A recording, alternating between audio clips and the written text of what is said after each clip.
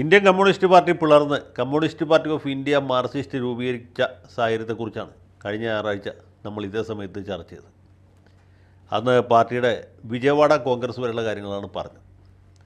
വിജയവാഡയിൽ എന്ത് സംഭവിച്ചു, അതിനുശേഷം എന്ത് സംഭവിച്ചു, എങ്ങനെ ഈ പാർട്ടി പിളർന്നു, എങ്ങനെ രണ്ട് പാർട്ടികളുണ്ടായി എന്ന വിഷയമാണ് നമ്മൾ ഇവിടെ ചർച്ച ചെയ്യാൻ ഉദ്ദേശിക്കുന്നത്. അപ്പോൾ വിജയവാഡ കോൺഗ്രസ് പാർട്ടിയുടെ 6ാം കോൺഗ്രസ്സാണ്. അത് ആന്ധ്രയിലെ വിജയവാഡയിൽ വെച്ച് വളരെ ഗംഭീരമായിട്ട് നടന്നു.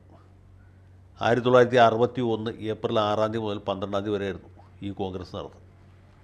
രാജ്യത്തിൻ്റെ വിവിധ ഭാഗങ്ങളിൽ നിന്നുള്ള പാർട്ടിയുടെ പ്രതിനിധികൾ ഇതിൽ പങ്കെടുത്തു എന്ന് മാത്രമല്ല, വിദേശ രാജ്യത്തു നിന്നുള്ള സൗഹാർദ്ദ പ്രതിനിധികളും പങ്കെടുത്തു. അതിലേറ്റവും പ്രധാനപ്പെട്ടത് സോവിയറ്റ് യൂണിയനിൽ നിന്ന് വന്ന സംഘമായിരുന്നു. സോവിയറ്റ് സംഘത്തെ നയിച്ചത് അവിടുത്തെ ഒരു മുതിർന്ന സഖാവാണ്, സഖാവ് സുസ്ലോവ്. സുസ്ലോവ് ഇന്ത്യൻ കാര്യങ്ങളിൽ വലിയ അവഗാഹമുള്ള ആളായിരുന്നു.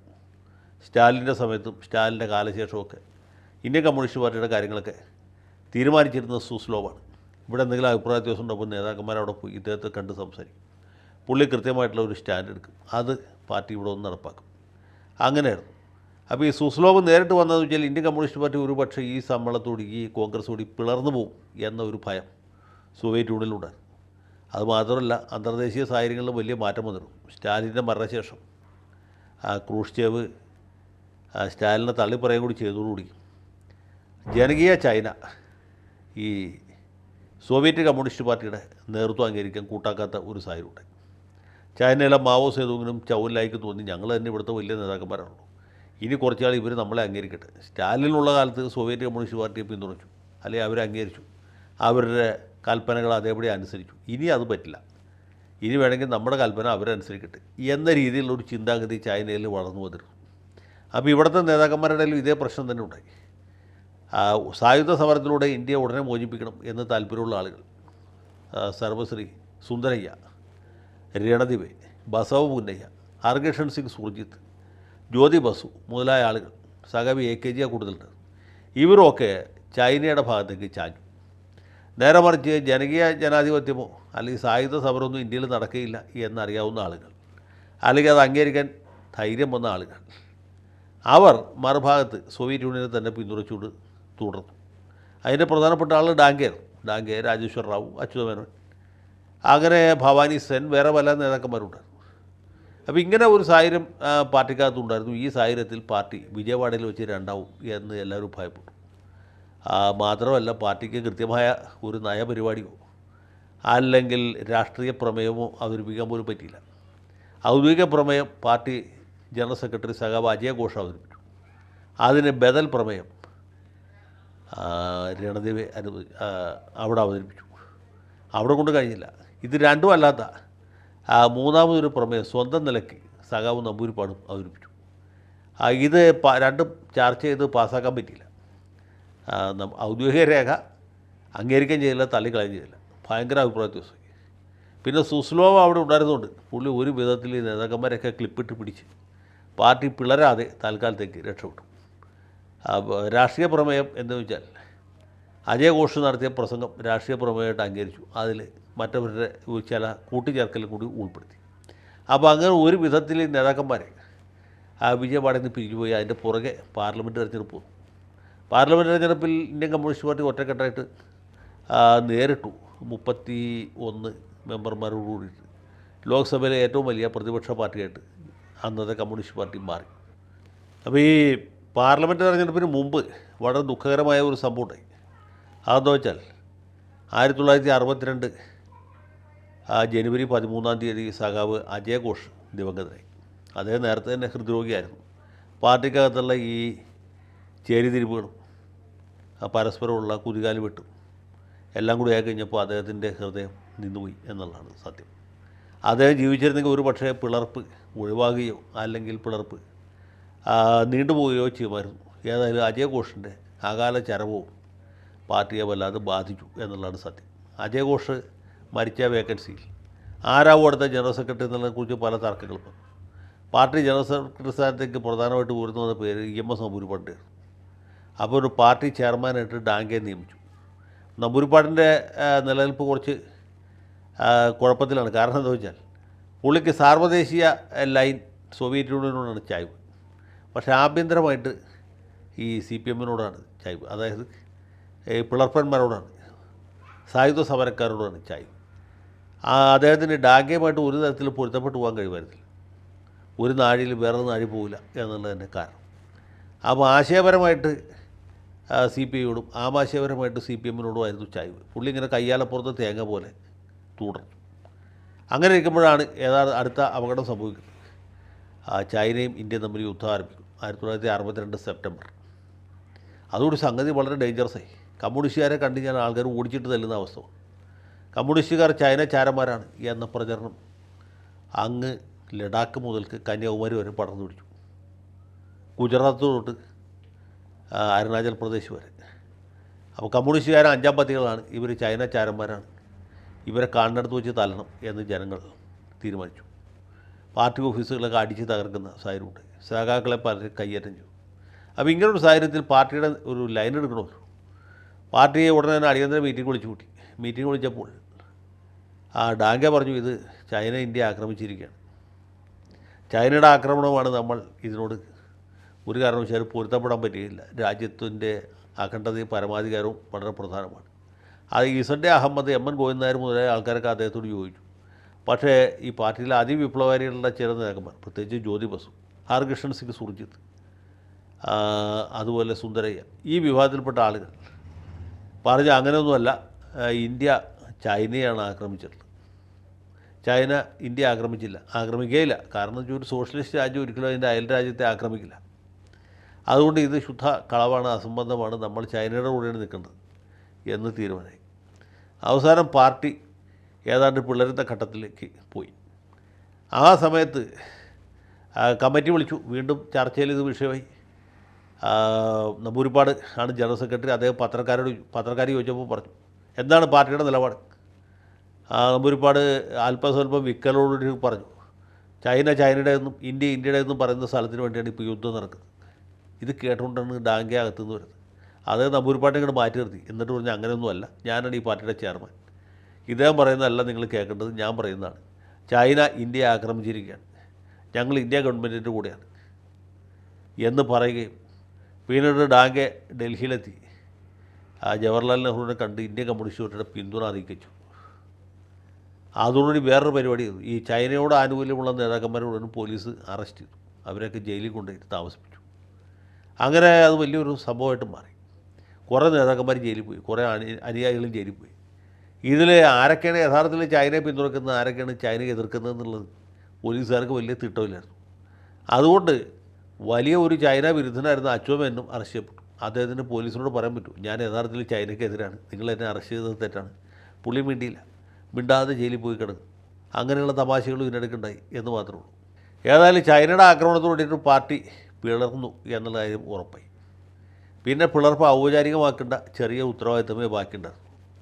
അത് വൈകാതെ ഉണ്ടാവും എന്നുള്ള എല്ലാവർക്കും അറിയാമായിരുന്നു. അപ്പോൾ 1962 ഒക്ടോബർ മുതൽക്ക് 64 മാർച്ച് വരെയുള്ള സമയത്ത് രണ്ട് കൂട്ടരും പരമാവധി അവനവൻ്റെ ഭാഗത്ത് ആളെ കൂട്ടുന്ന യജ്ഞം ആരംഭിച്ചു. അപ്പോൾ CPM-കാരായി മാറിയ ആളുകൾ അവർ സായുധ വിപ്ലവത്തിൻ്റെ അനിവാര്യതയെക്കുറിച്ച് വാചാലരാവുകയും ഡാങ്ക ഒരു വലിയ ബൂർഷയും അതിനേക്കാൾ വലിയ ഒരു അവസരവാദി, ഒരു റിവിഷനിസ്റ്റും, മാർക്സിസം ലെനിനിസത്തിന് തുരങ്കം വയ്ക്കുന്ന ആളുമാണെന്ന് ഇവർ പ്രചരിപ്പിച്ചു. മറിച്ചും അതുപോലെയൊക്കെ തന്നെ ചെയ്തു. ഉടൻ വിപ്ലവകാരികളാണെന്ന്, ഇവരാളെ കൂട്ടക്കൊലയ്ക്ക് കൊണ്ടുപോവുകയാണ് എന്നൊക്കെയുള്ള എതിർവാദങ്ങളും അന്തരീക്ഷത്തിൽ അലയടിച്ചു. ഈ ഓണം വരാനൊരു മൂലം വേണം എന്ന് പറയില്ലേ, അങ്ങനെ ഒരു കാരണം വേണം പാർട്ടി പിളരാനായിട്ടുള്ള ഇമ്മീഡിയറ്റ് പ്രൊവക്കേഷൻ. അതിന് വേണ്ടിയിട്ട് രണ്ടുപേരും ഇങ്ങനെ തയ്യാറായി നിൽക്കുകയാണ്. വിളർപ്പൊക്കെ റെഡിയായി കഴിഞ്ഞു, പാർട്ടിയുടെ ശാക്തിക സന്തുലനമൊക്കെ കഴിഞ്ഞു. അങ്ങോട്ടും ഇങ്ങോട്ടും കാല് വരാനും പരസ്പരം നെഞ്ചത്ത് കടാരി കുത്തിയിറക്കാനും തയ്യാറായിട്ട് നിൽക്കുകയാണ് നേതാക്കന്മാർ. ആ സമയത്താണ് ഈ മീററ്റ് ഗൂഢാലോചന കേസ് വീണ്ടും ചർച്ചാ വിഷയമായത്. 1964 മാർച്ചിലാണ്. ആരോപണം എന്താ വെച്ചാൽ 1924 എത്രയോ കൊല്ലങ്ങൾക്ക് മുമ്പാണ് ആലോചിക്കണം, 1924 മീററ്റ് ഗൂഢാലോചന കേസിൽ പ്രതിയായിരുന്നു സഖാവ് ഡാങ്ക. അവിടെ പ്രതിയായിരിക്കുന്ന സമയത്ത് അദ്ദേഹം അന്നത്തെ ബ്രിട്ടീഷ് ഭരണാധികാരികൾക്ക്, പോലീസിന് ഒരു ക്ഷമാപണ കത്ത് എഴുതി കൊടുത്തു എന്നുള്ളതായിരുന്നു ആരോപണം. അത് പ്രകാരം അദ്ദേഹം ബ്രിട്ടീഷുകാരെ ആജീവനാന്ത കാലത്ത് അനുസരിക്കാമെന്നും അവർ പറയുന്ന എല്ലാ കാര്യങ്ങളും അംഗീകരിക്കാമെന്നും ഒക്കെ എഴുതി കൊടുത്തു എന്ന് പറഞ്ഞ് ഒരു കത്ത് ചില കുബുദ്ധികൾ പുറത്തു വിടും. സത്യത്തിൽ ഇങ്ങനൊരു കത്ത് ഉണ്ടായിരുന്നില്ല, ഡാങ്കെ അറിഞ്ഞിട്ടുമില്ല. ഇത് പൂർണ്ണമായിട്ടും വ്യാജ കത്തായിരുന്നു. അതാണ് ഞാൻ പറഞ്ഞത്, ഈ ആർഷോയെ പോലുള്ള ആളുകൾ, അല്ലെങ്കിൽ കായംകുളം MSN കോളേജിൽ BCom തൊട്ടിട്ട് MComന് ചേർന്ന പോലുള്ള വിദ്യാർത്ഥികൾ, സഖാവ് വിധിയെ പോലുള്ള ആളുകൾ, അല്ലെങ്കിൽ സഖാവ് ദിവ്യയെ പോലുള്ള ആളുകൾ വ്യാജ കത്തുകൾ, വ്യാജ പരാതികൾ, വ്യാജ മാർക്ക് ലിസ്റ്റ്, വ്യാജ എക്സ്പീരിയൻസ് സർട്ടിഫിക്കറ്റ് ഒക്കെ ഉണ്ടാക്കി. അതുപോലത്തെ ഒരു ഉടായിപ്പായിരുന്നു ഈ വ്യാജ ക്ഷമാപണ കത്ത്. ഇത് കൊണ്ടുവന്നിട്ട് ഡാങ്കെ ഒറ്റുകാരൻ, ഡാങ്കെ ബ്രിട്ടീഷുകാരുടെ കാല് നക്കി എന്ന് പറഞ്ഞ് പ്രചരിപ്പിച്ചു. കുറേ ആൾക്കാരത് കേട്ട് തെറ്റിദ്ധരിച്ചു. ഇത് ശരിയാണോ തെറ്റോ എന്ന് അന്വേഷിക്കാനായിട്ട് പാർട്ടി ഒരു കമ്മീഷനെ വെച്ചു. കമ്മീഷൻ റിപ്പോർട്ട് കിട്ടി. ആ കമ്മീഷൻ പറഞ്ഞത് ഡാങ്കയുടെ ഭാഗത്ത് ഒരു തെറ്റുണ്ടായിട്ടില്ല, ഇത് പൂർണ്ണമായിട്ട് വ്യാജ കത്താണ് എന്ന്. പക്ഷേ അത് പറഞ്ഞ് കുറേ ആൾക്കാർ ഈ കേന്ദ്ര കമ്മിറ്റിയിലും കേന്ദ്ര എക്സിക്യൂട്ടീവിലൊക്കെ ബഹളം ഉണ്ടാക്കി. കേന്ദ്ര കമ്മിറ്റിയിൽ നിന്ന് ഏതാണ്ട് 31 പേര് ഇറങ്ങിപ്പോയി. 32 പേര് ഇറങ്ങിപ്പോയെന്ന് പിന്നീട് കൂട്ടിച്ചേർത്തു. സത്യത്തിൽ 31 പേര് ഇറങ്ങിപ്പോയുള്ളൂ. ആ 31 പേരും പിന്നെ അന്ന് ഇറങ്ങിപ്പോവാഞ്ഞ ഒരാളും കൂടി ചേർന്നിട്ടാണ് CPM രൂപീകരിച്ചത്. ആ ആളുടെ പേര് EMS നമ്പൂതിരിപ്പാട് എന്നാണ്. അങ്ങനെ 32 പേര് ചേർന്ന് അവർ തെന്നാലി എന്ന് പറഞ്ഞ സ്ഥലത്ത് 1964 തന്നെ ഒരു കൺവെൻഷൻ വിളിച്ചു. കൺവെൻഷൻ വിളിച്ചിട്ട് അവർ പാർട്ടിയുടെ നയപരിപാടികളെക്കുറിച്ച് ആലോചിച്ചു. പാർട്ടി പരിപാടി മറ്റ് കണ്ടപത്രാദികളെല്ലാം തയ്യാറാക്കാനായിട്ട് ഒരു ചെറിയ കമ്മിറ്റി രൂപീകരിച്ചു. ആ കമ്മിറ്റി പിന്നീട് പാർട്ടിയുടെ ഭരണഘടന എഴുതിയുണ്ടാക്കി, പാർട്ടി പരിപാടി എഴുതിയുണ്ടാക്കി, പാർട്ടിയുടെ മാനിഫെസ്റ്റോ, മറ്റെല്ലാ കാര്യങ്ങളും തയ്യാറാക്കി. 1964 ഏപ്രിൽ 10 ഈ 31 ധീര വിപ്ലവകാരികൾ കേന്ദ്ര കമ്മിറ്റിയിൽ ഇത് ഇറങ്ങിപ്പോയത്. നമ്മുടെ VS അച്യുതാനന്ദനൊക്കെ ആ കൂട്ടത്തിലുണ്ടായിരുന്നു. അത് കഴിഞ്ഞ് ജൂലൈ മാസത്തിലാണ് തെന്നാലിയിൽ വെച്ച് ഇവർ കൺവെൻഷൻ നടത്തിയത്. അതും കഴിഞ്ഞ് ഒക്ടോബർ 31 തൊട്ട് നവംബർ 7 വരെയുള്ള ദിവസങ്ങളിലാണ് കാൽക്കട്ടയിൽ വെച്ച് ഇവരുടെ പാർട്ടിയുടെ കോൺഗ്രസ് നടന്നത്. അതിലാണ് ഈ നയപരിപാടിയും അതുപോലെ തന്നെ പാർട്ടിയുടെ ഭരണഘടനയൊക്കെ അംഗീകരിച്ചത്. അവിടെ വെച്ചാണ് ഈ പിളർപ്പ് ശരിക്കും ഔപചാരികമായിട്ട് മാറിയത്. അപ്പോൾ അത് കഴിഞ്ഞിട്ട് ഇപ്പോൾ 60 വർഷം പൂർത്തീകരിക്കുകയാണ്. ഒരു കാര്യം കൂടി പറഞ്ഞു, ഈ പാർട്ടി പിളർന്നേ തീരൂ എന്ന് വാശിയുള്ള ഒരു നേതാവുണ്ടായിരുന്നു. അദ്ദേഹത്തിൻ്റെ പേര് P. സുന്ദരയ്യ എന്നായിരുന്നു. സുന്ദരയ്യാണ് പിന്നീടല്ല 64 തന്നെ പാർട്ടിയുടെ ആദ്യത്തെ ജനറൽ സെക്രട്ടറി ആയിട്ട് തിരഞ്ഞെടുക്കപ്പെട്ടു. സുന്ദരയ്യ വലിയ വിപ്ലവകാരിയായിരുന്നു. തെലുങ്കാന സമരത്തിൻ്റെ ധീരനായകനായിരുന്നു. അദ്ദേഹം ആന്ധ്രയിൽ മുഖ്യമന്ത്രിയാകും എന്നാണ് എല്ലാവരും പ്രതീക്ഷിച്ചത്. പക്ഷേ അദ്ദേഹത്തിൻ്റെ നേതൃത്വത്തിൽ ആന്ധ്രയിൽ നടന്ന തെരഞ്ഞെടുപ്പിൽ പാർട്ടി പരാജയപ്പെട്ടു. പാർട്ടി പ്രതിപക്ഷത്തായിപ്പോയി. അതോടെ സുന്ദരയ്യയ്ക്ക് പാർലമെൻ്ററി ജനാധിപത്യത്തോട് വലിയ എതിർപ്പായി. പുള്ളി ഉടനെ തന്നെ സായുധ സമരം നടത്തി ഇന്ത്യയെ മോചിപ്പിക്കണം എന്ന അഭിപ്രായക്കാരനായിട്ട് മാറി. അന്നുതൊട്ട് മരിക്കുന്നവരെയും സായുധ സമരത്തിൻ്റെ ഒരു വക്താവായിരുന്നു പുള്ളി. സുന്ദരയ്യ പാർട്ടിയുടെ ജനറൽ സെക്രട്ടറി സ്ഥാനം ഏറ്റെടുത്തു. അപ്പോൾ എല്ലാവരും വിചാരിച്ചു ഇനി പാർട്ടി ഒരിക്കലും തെരഞ്ഞെടുപ്പിൽ മത്സരിക്കുകയില്ല, പഞ്ചായത്തിലേക്കോ മുനിസിപ്പാലിറ്റിയിലേക്കോ അസംബ്ലിക്കോ പാർലമെൻറ്റിലേക്കോ ഒന്നും മത്സരിക്കില്ല എന്ന് ചോദിച്ചു. പക്ഷേ അങ്ങനെയൊന്നുമല്ല. 65 തന്നെ ഈ പിളർന്നുണ്ടായ പാർട്ടി കേരള നിയമസഭയിലേക്കുള്ള തെരഞ്ഞെടുപ്പിൽ പങ്കെടുത്തു.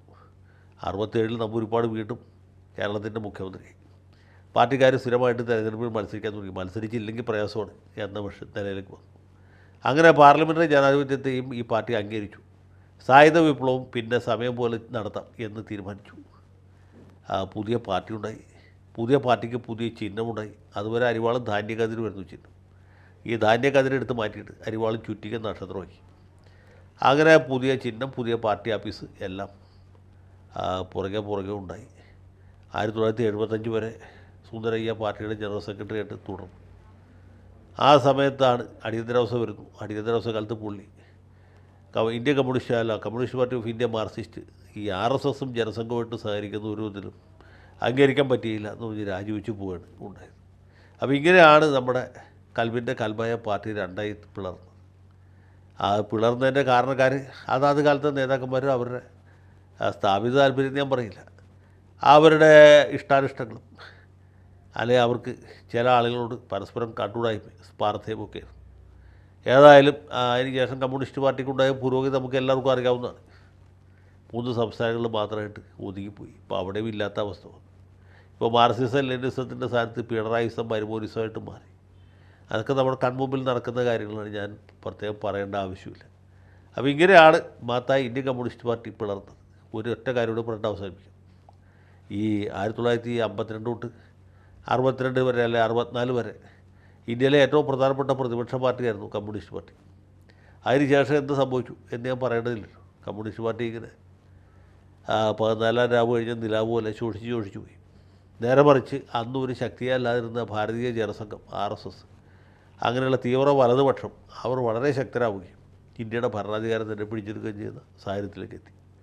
അപ്പോൾ ഇതാണ് നമ്മുടെ ചരിത്രത്തിൽ നിന്ന് പഠിക്കാതെ പോയ പാഠം എന്ന് മാത്രം ഓർമ്മിപ്പിച്ചുകൊണ്ട് തൽക്കാലത്തേക്ക് അവസാനിപ്പിക്കുന്നു. ലാൽ സലാം.